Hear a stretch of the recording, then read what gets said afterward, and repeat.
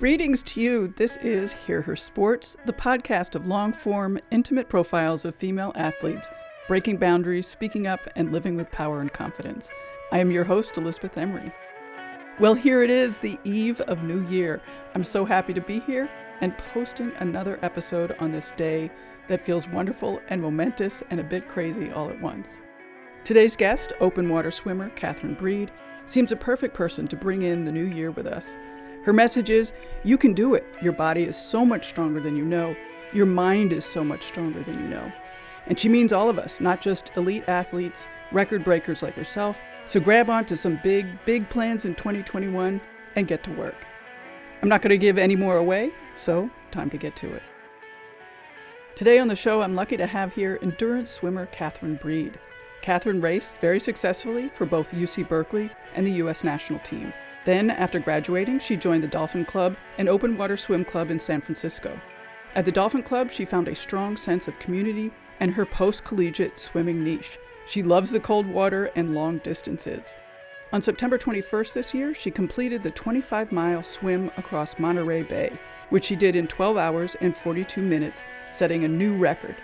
She is only the sixth person, 5 of which were women, to make the swim, so she joins an historic group of female athletes. Her first ultramarathon swim was crossing Lake Tahoe in 2017, where she beat both the men's and women's records. And just a few months ago, in October, she was part of a record-breaking relay team in the Uberman Triathlon, a 21-mile swim, 400-mile bike, 135-mile run. Catherine is passionate about swimming and about making it accessible to all people. The water is a calming place for her and a safe haven. She believes everyone deserves that opportunity, regardless of race, gender, or socioeconomic status. We will talk about lots of that, so welcome, Catherine. I'm really thrilled that you're here. Thank you. Thank you so much for having me. I'm excited about this conversation. You know, I want to start with just talking about endurance swimming and have you answer some of the most obvious questions about open water swimming. Like, it's cold, it's dark, it's the ocean, it's long. You know, can you describe what that's like? Yeah, I mean, I get so many questions about how do you manage those things, the cold, the dark, night, all of that. And I think for me, it's a lot of mental training so that those factors aren't scary to me, but they're kind of comforting. Swimming at night is a very comfortable place for me to be. It's very meditative. My body loves the cold. It doesn't like cold air, but cold water, my body really craves it. So I've trained myself that these things are kind of like my happy place. So when I go into a swim, my fear factors are the sharks, which I can't control, and am I going to finish this? Am I tough enough to finish it? So it's kind of controlling the controllables. What do you mean that your body likes cold water? I got into open water swimming in 2016, 17, and I very quickly realized that I could go long distances in sub 60, sub 55 degree water and be fine. Like, wow. I wouldn't shiver. It was comfortable. It's kind of funny, but I haven't been swimming that much recently, and I got into the bay and it's about 53 degrees. And I felt like as soon as I got in, even though I wasn't really acclimated, it was like my internal core just started working like overtime. It's like this furnace. And I felt comfortable. I felt happy in it. So, I don't necessarily always love the cold, but my body does really well with it. It's able to, use thermogenesis and warm itself up pretty efficiently. That's so interesting that people are so Mhm. different. Like, I can't imagine doing that, honestly. Yeah. Like I swam the other day when I swam, I only did 30 minutes and I was like, oh, well, that felt nice. And I was like, how the heck did I do 11 hours in 51 to 52 degree water last year? I swam the North Sea. So it definitely, you've got to build up to it for sure. Right. And you also mentioned mental training. What kind of mental training are you doing? I don't do anything formal. I know a lot of swimmers will do like meditation or maybe have like a life coach or a coach they work with. For me, I got that mental training when I was a swimmer at Cal. We had a life coach that was part of our team. And I've done a lot of therapy in my years. So I think for me, my mental training right now, if I could sum it up into like one sentence, it's that I don't negotiate with myself. And what that means is when I say I'm going to do something, I do it. And I make sure that my training for the day or training for the week is something that's realistic and is going to give me the right brain training, the right level of grit, the right toughness that I need to get through it. And then because I am by myself, I don't have a coach, I don't always have people to swim with. That's where the mental training comes in of I set this goal for the week. This is my training plan. I'm going to do it. So that's one thing is I don't negotiate with myself. Another form of mental training I do, which is kind of valuable for any marathon athlete, is I do this thing where I will reset myself every 2 hours or every 4 hours. And I kind of have trained myself to completely block out what I've already done. So I view it as, okay, now you're getting in for a 2 hour swim, not, oh, I've been swimming for 4 hours, I'm tired. So I do lots of resets throughout my swim where I'm just 2 hour chunks, 4 hour chunks. And then the third thing I do is I never get excited to finish a training swim. So if I start getting excited that I'm done with a training swim, I'll purposely stay in a few extra minutes longer because in marathon swimming, you can set a goal for when you want to finish, but the tides could change or the wind could pick up or your boat might have to stop. And I don't ever want to see shore and get so excited that I'm almost done and then have things go sideways. So those are kind of the three things that I do. Those are cool. So you said you don't have a coach. How did you learn to coach yourself, and what principles, I guess, are you using, and how are you creating your plan? Yeah. Having all my swimming background, I've got years and years of knowledge of swimming. And at Cal, something our coach Terry McKeever would do is she would give everyone in the pool the same scaffold of a set. And if you're a sprinter, you might only do the short pieces fast, but the distance swimmers might do 90% of this set at their mile pace or their 500 pace. So there was a lot of accountability that we had to have. And I think that's helped me with my training. I have mentors in the swimming community and I can ask them advice. But in terms of training, I do things pretty differently than other marathon swimmers. And I focus on more speed. So marathon swimmers, typical training is they'll get in the water and swim for, say, 5 hours, not really caring how far they swim. Just, I need to get a 5 hour training session in. I know that I can do about 12 miles in 5 hours if I'm really pushing it. So when I get in the water, my goal is a distance goal and I want to hit that distance as fast as I can. So I try to get out of the water on my big training days feeling how I would feel at the end of a 12, 13 hour swim. I do a lot of cross training. I love trail running, lifting, skiing's my second love. I surf a lot. So I think for me, it's just things that make me happy and are working out my heart, working out my muscles. And then when it is time to get in the water, it's very intentional about how I want it to feel. When you were talking about your longer swims, did you mean that, for example, if you're doing a 5-hour swim, you wanna go at a pace that will make it feel as hard as your 12-hour, channel crossings? Exactly. Yep, exactly. So that means for 5 hours, I'll be pushing harder than I would for a 12-hour swim. Sure, that's so interesting. And are you Yeah. using heart rate or just going by body feel? Just body feel. In the pool, I can check heart rate a little bit easier because I can stop on the walls. The pool is a constant. In open water, I have to go off of feel because you've got tides and currents. So I could be swimming with the tide and going 50 seconds per 100 just because the current's moving me that way. And then I could go the other way and I'm going 3 minutes per 100, but I'm still trying the same amount. So it's definitely a body feel. And now that I've done it for a few years, I've really dialed that in. But that definitely took some time to get to realize. Right, I bet you've swum enough hours to know about all Yeah. that now. Yeah. So, you sort of mentioned that open water swimming has a lot of variables.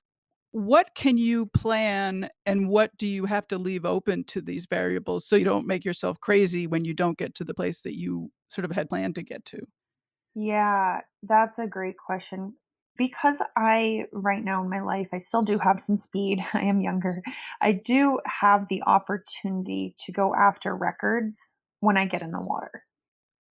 And that puts a lot of pressure on me of, okay, I'm looking at this swim and I know I can get the record if conditions are perfect, but they're not always perfect. So, things I train to control are making sure that I'm okay with the cold. So, when I did the North Channel last year, it's like I said, 51 to 52 degrees. I did a ton of cold water training so that I could take that factor out of the equation, that I knew I wasn't going to get cold. And then another thing you have to deal with is wind. So, white caps, turbulence, huge swells coming each way.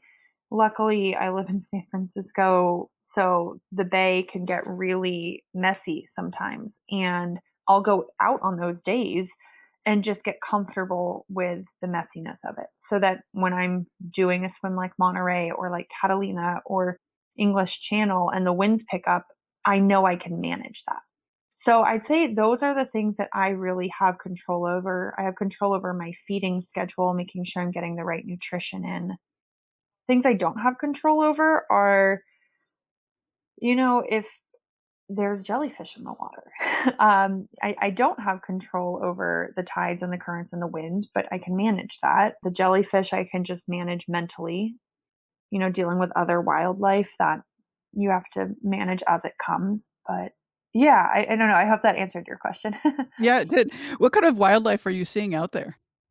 Um, I mean, there's seals and sea lions. Those don't usually bug me too much. They can get curious.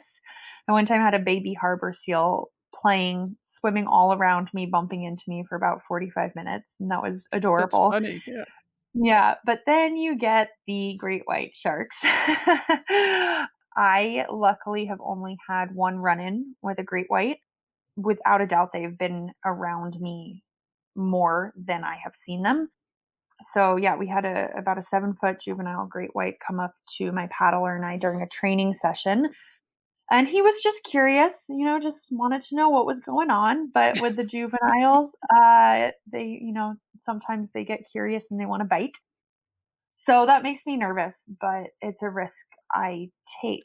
Right, We all have risks in our life, and that's just one that I'm gonna have to be okay with if I'm gonna keep doing this sport. right. Do you like running into wildlife? I mean, forget about the sharks for a moment, For but, I sure. mean, is it fun or Sure, does yeah, it seem weird? absolutely. No, it's cool. It's funny because on my swims, I don't really see the wildlife because I've got earplugs in, goggles on, my cap, like, I'm just focused on my swimming. But my crew members will be like, "There was a sea lion 2 feet behind you, and he made this growling sound." And I'm like, "Cool, I had no idea." Or in Monterey, there was a huge pod of whales, and my crew got to watch them and take pictures, and so for me, it's more I get happy that my crew gets to see and experience that. I can sense when things are around me, but I don't always get to see them. But yeah, I mean, swimming with a pod of whales pretty close to you, I mean, that's awesome. Yeah. Back to the whale in Monterey, I think I Yeah. was in the article, there was poo.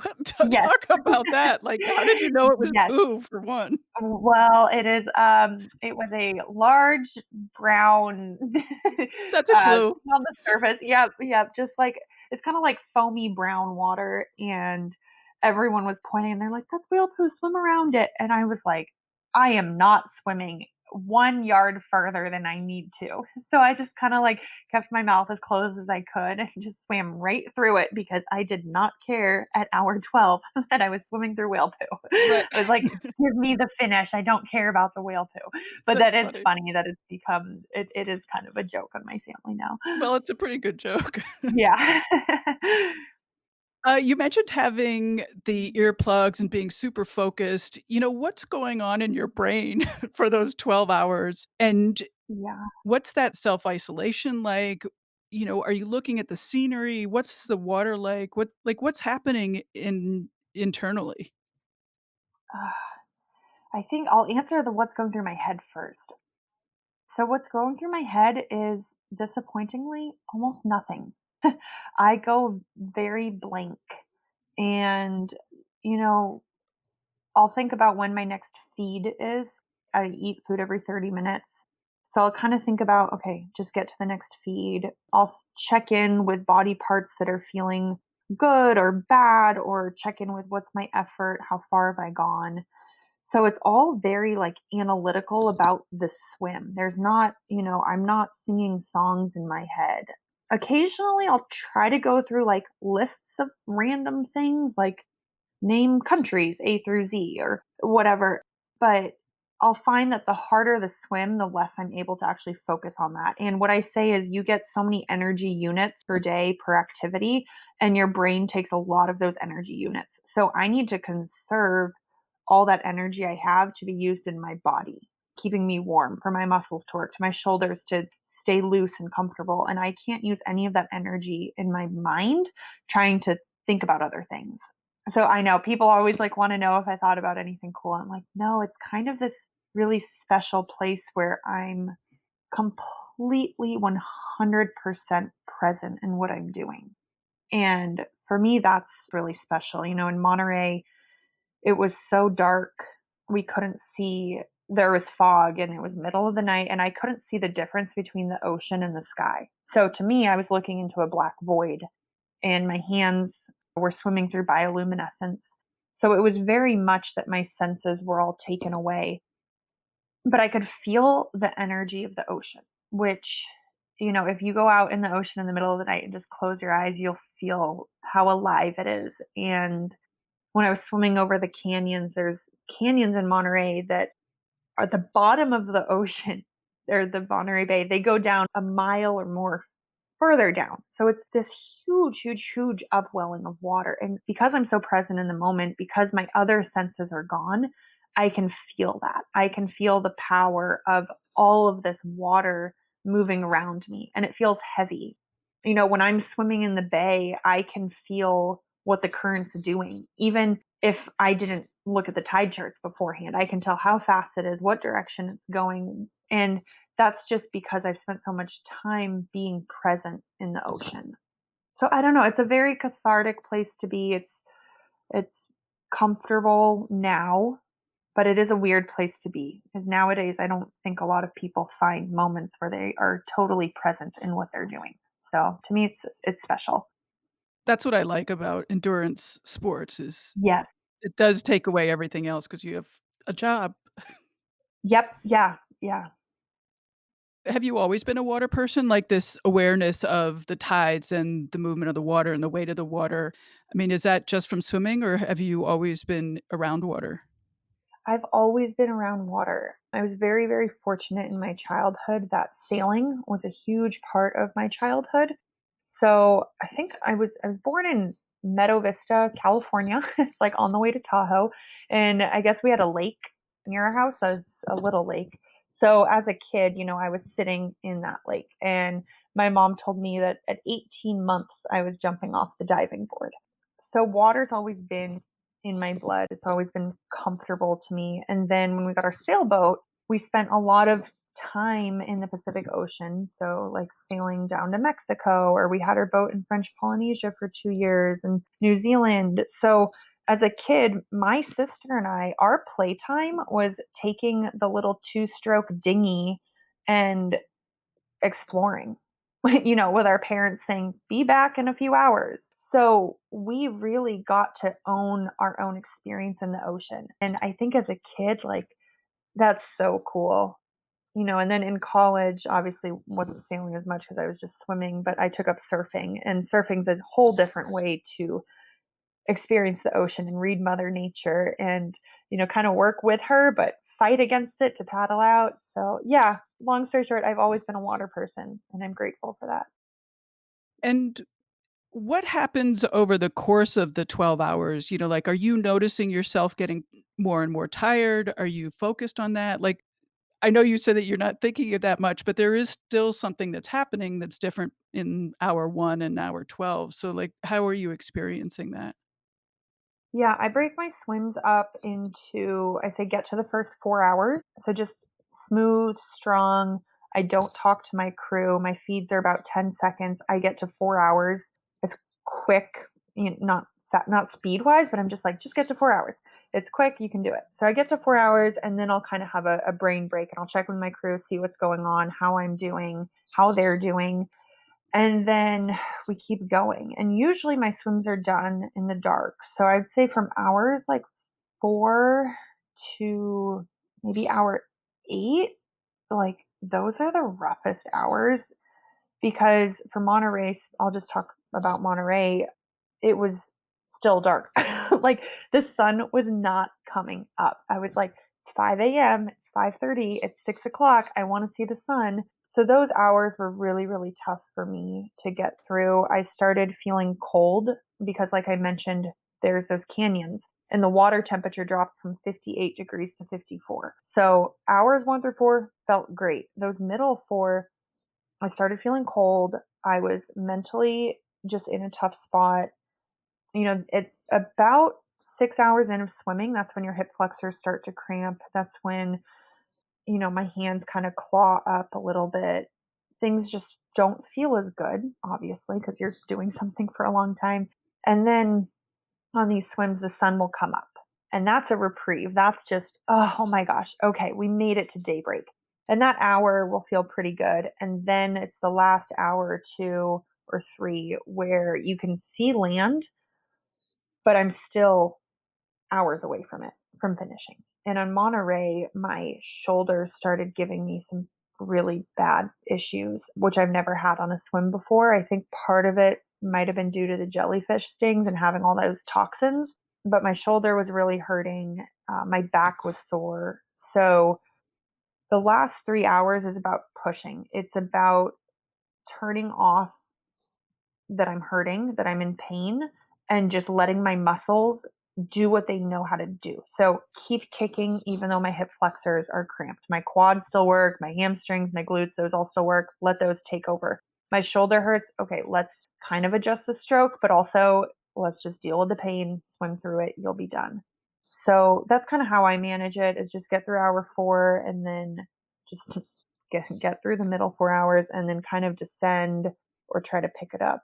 Usually the last 2 hours or last hour, I will give every ounce that I have. And that's actually ended up being me swimming some of my fastest splits at the end of one of these swims because I dig into a deeper place.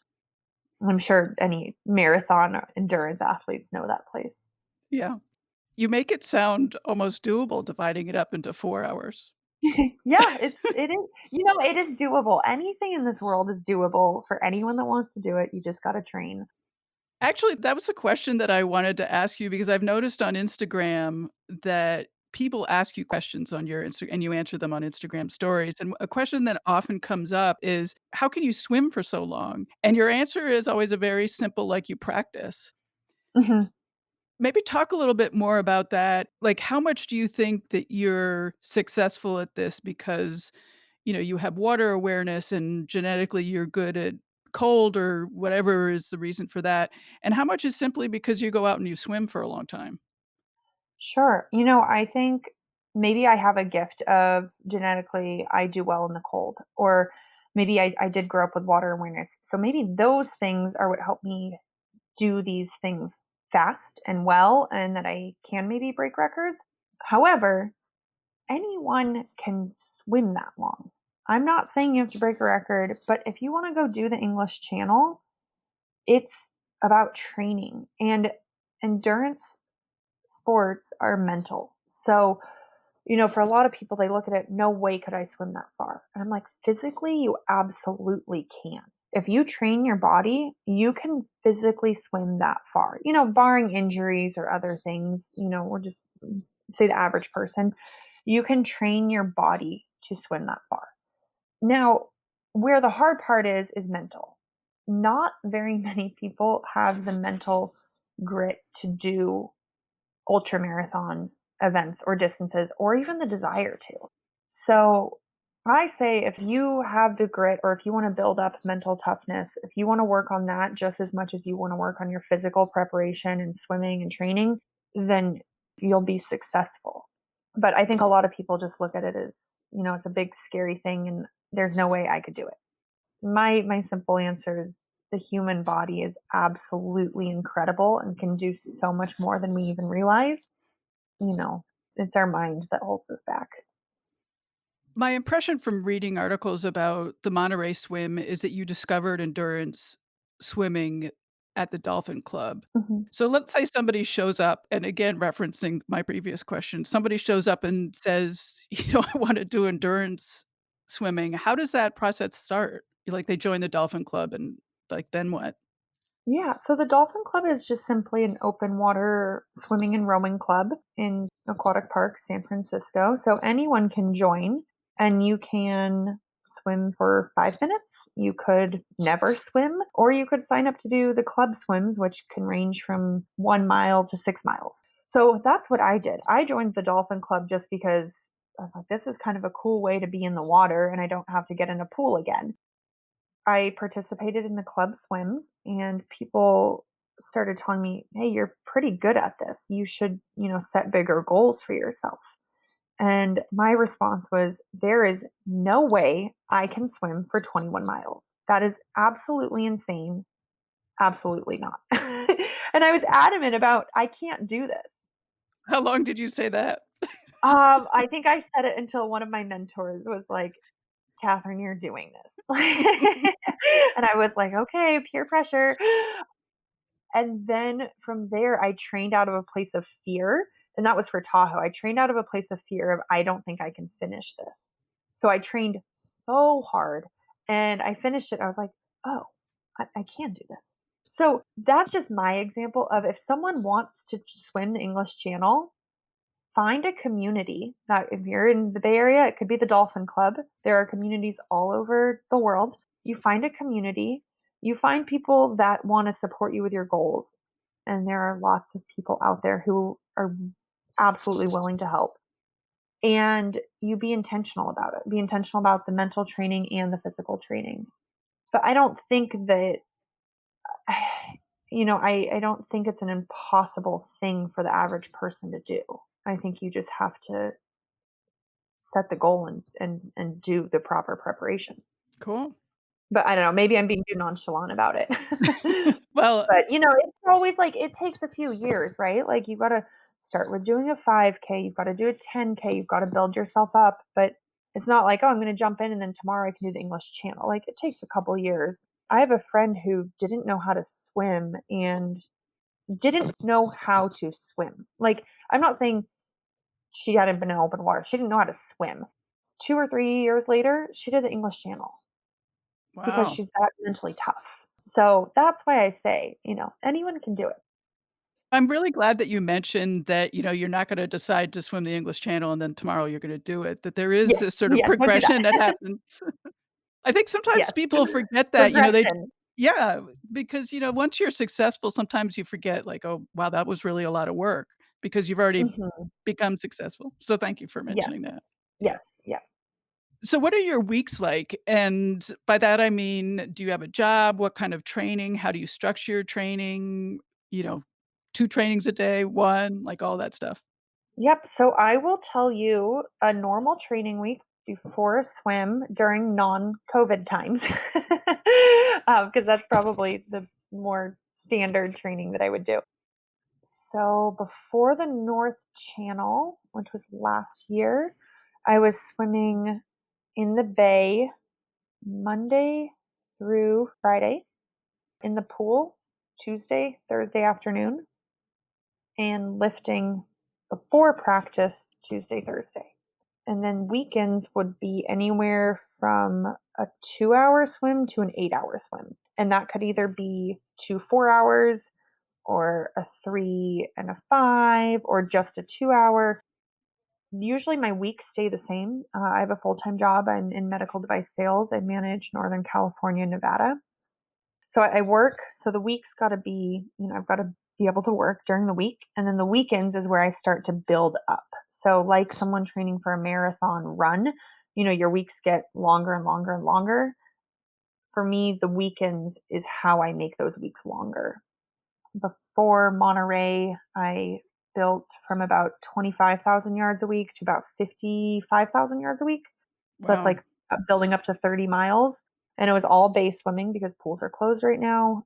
I got into cycling and did some trail running because gyms are closed. I didn't have that strength training. I think that's also why my shoulders started hurting. But that's kind of how I break it up. Probably 12 to 16 hours of training a week.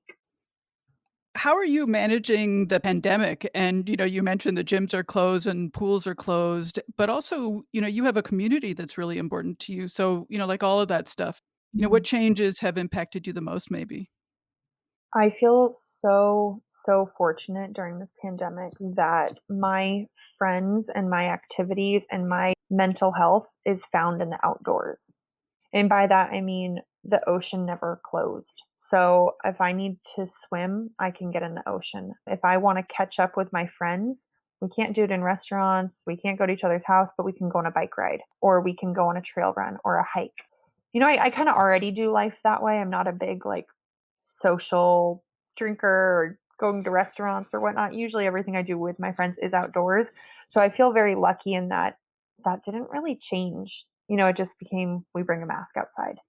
So, you know, I I I do feel lucky in that way. But COVID's just it's been tough and then I can't go to my gym, and I'm still paying for a membership. But if that is the biggest thing that I'm dealing with during COVID, I will gladly take that because I know a lot of people are really struggling mentally, physically, financially during this time.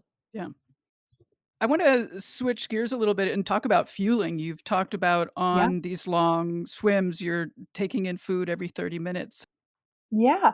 So every 30 minutes, I have something that is very quick to eat, and I will have that attached to a water bottle. My crew will throw me the water bottle, and the goal is that they throw it kind of right in front of my face so that I swim into it and can, as fast as possible, take down my nutrition.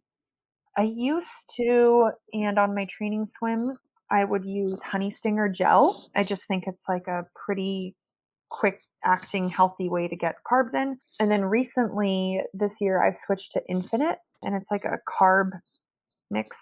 I'll pour Infinite into a water bottle and just have that. And the Infinite mix has, I think it's like per hour, I'm getting about 270 calories, 56 carbs, maybe like 4 grams of protein, some caffeine, amino acids. So it's a custom made blend for what I need. But Mm, that's about it. Yeah. So I say, a little bit of protein. You definitely need your caffeine because you've got to fight the melatonin that's building up throughout the night. And then quick carbs. Food is important on long cold swims because it also keeps you warm. sure. So warm water and your body starting to digest that builds some heat. Are you having trouble eating this or, once the bottle's there, you're like, "Whoa, yay." Oh, no, it's easy. Yeah. Once a bottle comes, I just chug it down as quick as I can, That's great. and then kinda keep going, and the Infinite works great. Towards the end, I asked them to double my dose, so I was actually getting, like, 400 calories an hour, but, I think that makes sense. You're tired, you're coming towards the end of burning 7,000 calories. A little extra food is needed. And what about off training, your normal meals? Are you having to sort of make up for calories because you're not able to get everything that you need on the long swims or your other training? I think I eat I definitely will have, like, delayed onset of hunger after a long training swim. The following 2 days, I eat like I've never seen food before, but I would say I eat pretty normal. I struggle with a really bad sweet tooth, but other than that, yeah, I mean, it's just like, breakfast, lunch, dinner with some snacks in there. So Right. I don't go too crazy with my nutrition because with cold water swimming, you've gotta keep some body fat on you. Right. So I definitely eat all the carbs. Right. Good. What about goals? Like, what are your goals coming up? What are you training for? What do you wanna accomplish? Yeah, I have some that I'm gonna keep a little bit quiet right now because they are kind of their first attempts. Whoa. But my goal with open water swimming is, this is going to be a lofty claim, and I don't mean it to sound like cocky or anything, but I just want to be one of the best all around open water swimmers in the world. And that's going to take me a lifetime to do that, because there's incredible men and women out there. But I want to say that I can do an ice mile. I can swim 100 miles in warm water. I can break records doing channels. I want to try doing firsts so that other people can, come after me, and hopefully young girls can see me doing these firsts and be inspired to want to try it. So that's kind of my goals with my swimming. I'm also want to continue using my swimming as a platform for diversity in aquatics, getting more people in the water, using it as a platform for mental health awareness and female empowerment. That's kind of where I see it all going right now. That is not where I intended it to go when I started this sport, but it's naturally and organically taken that route, and I'm really loving it. I will say, for goals, I'll tell you a couple. I'd like to do an ice mile this year. What is an ice mile? I can imagine, but Yeah, it's literally 1 mile as fast as you can in water that is I think it's sub 40 degrees. wow. Yeah, it's really cold. So I'd like to do one of those. I've done one at 42 degrees. It wasn't official, but I did it on my own, and it was fine. I mean, it was fine. Like, I did get very hypothermic, but I'm still alive. I'm fine. Right. And then I'd like to do the Farallon Islands swim. So Farallon's 30 miles to the Golden Gate Bridge. And just because that's in my backyard, and I think that'd be really special to do. Cool. So Yeah. those are kind of the two that I'm looking at. But yeah, I'm really excited for some other goals I've written down. Yep. They're 5 years away. It's exciting. When we were first organizing, and you sort of intimated this in your previous answer, but when we were first organizing a recording session, you wrote, I feel like over the past few months, women have been dominating the scene, and it's been so amazing to see that. Tell me more about, Yeah. your relationship to the history of women who have gone before you and the young girls that you're looking to have come after you. Yeah, I think, women are starting to get more attention, right? And I'm loving seeing that, whether it's Sarah Fuller being a kicker on the football team, or Emily Harrington being the first woman to climb up El Cap or break the record. You know, really incredible things are being done by women. Or Courtney DeWalter, attempting the Colorado Trail. But for me, marathon swimming is a sport that, this might be controversial to say, but I think it is dominated by women. Women excel at marathon swimming. I could say maybe it's partly because we carry more body fat. Maybe we're tougher. Maybe there's just more of us trying it. I don't know, but it's really cool that for Monterey, the two women that were my crew had already done Monterey swim. And there was only 5 of us that have done it. And I had 2 of them on my boat as my mentors, as my, just little beacons of light getting me through the darkness of that swim. So I very much value the women who have done more swims, the women who are older than me and have more experience or have been in the sport longer. I think they're incredible. And then in terms of inspiring young girls, I just want to show that this is a sport that people can do. There's a lot of people out there who love swimming but don't love the pool. And I just want to show there's other ways that you can enjoy swimming and make it your own. I also want to show young girls that you can be really tough and that you're capable of so much more than you realize. I had a mom reach out to me, and her daughter was doing something. I forget exactly what it was. And she said, I'm going to be tough like Catherine. And I've never Oh, met this girl or the mom, but she just DM'd me on Instagram and told me that little story. And I was like, that's what I want. I want someone to get in the water for the first time and be like, if she could swim across Monterey Bay, I can swim to this buoy. Stories like that are what keep me going. yeah, that's awesome. Yeah. You mentioned working towards greater diversity in water sports. What are you working on specifically? Right now, I'm focusing very much on my community, which is the Dolphin Club, and working on making our club more accountable to its actions, more welcoming, and just kind of combating some of the lack of diversity in aquatic sports. Right now, I've got, like I said, I've got a full-time job. I train. After Monterey, I found myself getting very emotionally exhausted from doing a little bit too much. So I'm like, I'm going to scale back and focus on my community and build it out from there. I would, come spring and summer, like to start doing some clinics on the weekends in different areas around the bay and have it be on like a sliding scale or do ones that are free, just so anyone that wants to try getting in the water can do it. So those are kind of some of the things that I'm working on, and just continuing to educate myself and, educate my followers on Instagram so we can all learn together.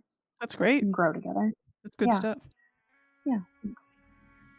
Well, thanks so much. This has been really terrific. Thank you.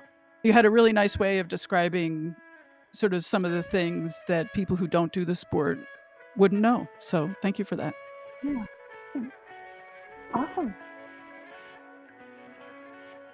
Well, that's it. I hope you like that dose of inspiration to get us all going for a great new year. Join us in 2021 in taking on a big goal, expanding your body and your mind. Let me know what you're up to. I can't wait to hear more. As always, find links to things we talked about in the episode in the show notes at hearhersports.com. And support the podcast by buying books using our bookshop page. It's hearhersports.com/books. Stay up to date on upcoming episodes by subscribing on Apple Podcasts, Overcast, Spotify, Stitcher, or wherever you listen to your podcasts. While 44% of athletes are women, only 4% of the media coverage is about women. Hear Her Sports aims to shift the scale while inspiring women to be their best. Wear a mask. Happy New Year. Until next time, bye-bye.